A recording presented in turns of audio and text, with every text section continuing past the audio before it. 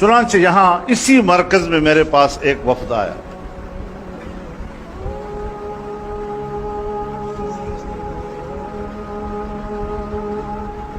जिसमें पाकिस्तान के चोटी की कारोबारी तबके की क़ियादत भी थी और जिसके अंदर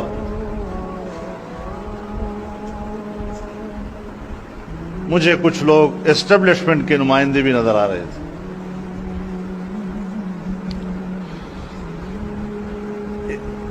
यहां भी मीटिंग हुई और इस्लामाबाद में भी मीटिंगें हुई और ये तकरीबन यही हफ्ते और 10 दिन के अंदर 3-4 मीटिंगें हुई।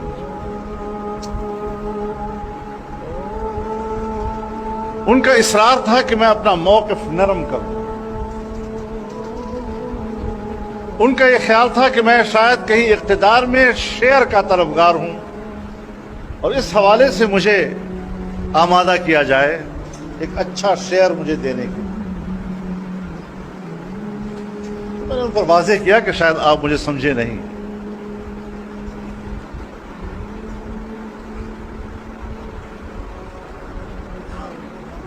इस्लामाबाद में मैंने उनसे कहा कि जिस मकसद के लिए आप तशरीफ लाए हैं, जिस हुकूमत के लिए आप मुझे आमादा कर रहे हैं कि मैं अपना मौक़िफ़ नरम करूं या उनके साथ मामलात में शरीक हो जाऊं, तो मैं आज इस मीटिंग में इस चैप्टर को बंद करता हूं और मैं इस एजेंडे पर शायद आपसे अगली मीटिंग न कर सकूं। मैं माजरत खा हूं। उन तमाम पर कुछ लम्हों के लिए एक सुकूत तारी हुआ और फिर उनके बड़े ने अपना सुकूत कुछ इस तरह तोड़ा कि जी आपने तो बात ही बंद कर दी। मैंने कहा इस मामले में मेरे दो राय नहीं है। अच्छा, तो फिर हम भी एक आखिरी बात आपसे कर देते हैं अगर इजाजत हो। तो मैंने कहा जरूर फरमाइए। तो उन्होंने मुझे कहा कि हम 2-3 सालों से आपकी तकरीरों को नोट कर रहे हैं जो पूरे मुल्क में आप फिर कहते हैं। आप अपनी तकरीरों में 2 बातें करते हैं।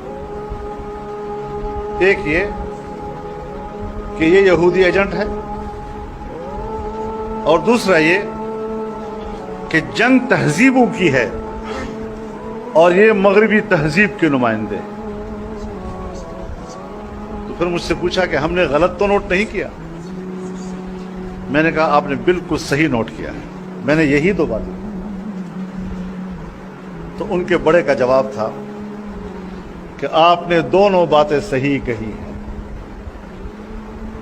हम दोनों की तायीद करते हैं। अब आगे वो क्या कहना चाहता था जरा वो भी सुन लीजिए।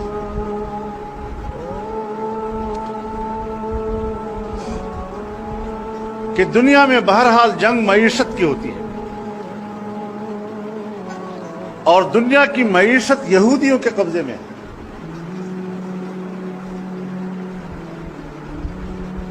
कहीं पर अपना माशी गलबा हासिल करने के लिए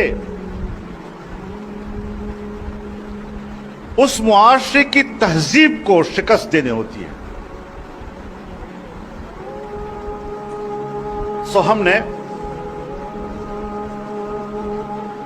सूबा खैबर पख्तूनख्वा को इसलिए इन लोगों के हवाले किया, हमने इसलिए हवाले किया कि पश्तून बेल्ट में मजहब की जड़ें गहरी हैं और इन गहरी जड़ों को यानी मजहब की गहरी जड़ों को उखाड़ने के लिए हमारे पास इससे बेहतर और आदमी नहीं था। अगर इससे पहले मेरी इस बात को आपने कहीं नोट नहीं किया हो, आज आप नोट कर लें इस वजह से।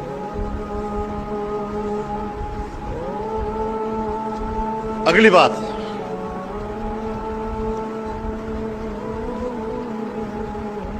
हमने एनजीओज के जरिए से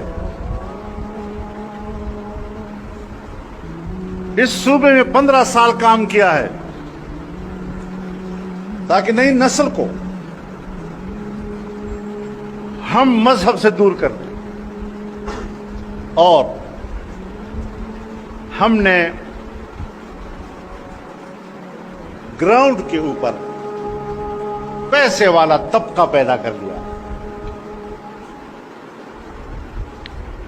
जमीन पर, अब ये एक फनी बात है जिसको मैं अब भी नहीं समझ रहा, आप बेहतर समझते हैं, नकल करके आपके हवाले करता हूं कि ग्राउंड पर अगर पैसे वाला तबका होगा तो फिर जो ऊपर से पैसा आएगा उसको जज्ब करने के लिए जमीन मौजूद होगी।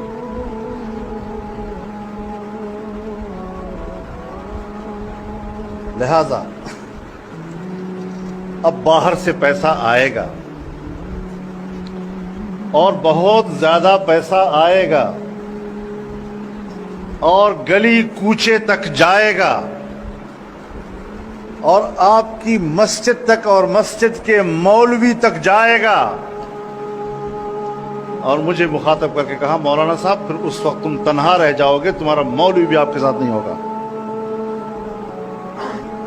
लिहाजा हम फिर आपसे कहना चाहते हैं कि आप इस पैसे की तकसीम के अमल में शरीक हो जाएं।